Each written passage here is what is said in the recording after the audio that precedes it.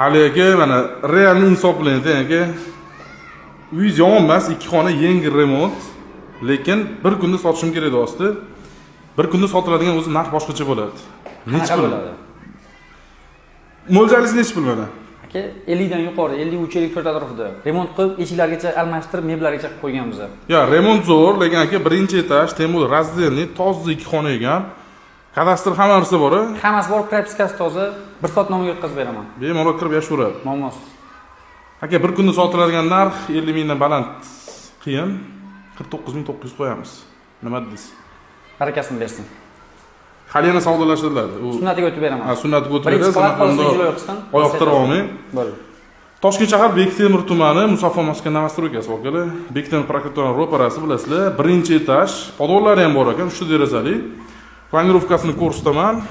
Kirishimizni mana shunaqangi pod'ezd eshigi, shunaqana liftni yonginasida uzun koridor. Toza razdelniy. Birinchi xonamizda bu katta yotoqxonasi bo'lyapti. Remontdan keyin hali hech kim yashamagan. Bu yoqda bo'lsa kuxnya mebellari ham qo'yib qo'yilgan. Bu yoqda bo'lsa umumiy sanuzul va oxirgi xonamizda hozirgi zal mehmonxona remontlarni ko'ryapsizlar. Pastdagi ham nomerlarni qoldiramiz. Bemalol aloqaga chiqaverasizlar. Hali endi bemalol savdolashasiz. O'tib bering. Birinchi klient qochirmang lekin. Bo'ldi. Xo'p.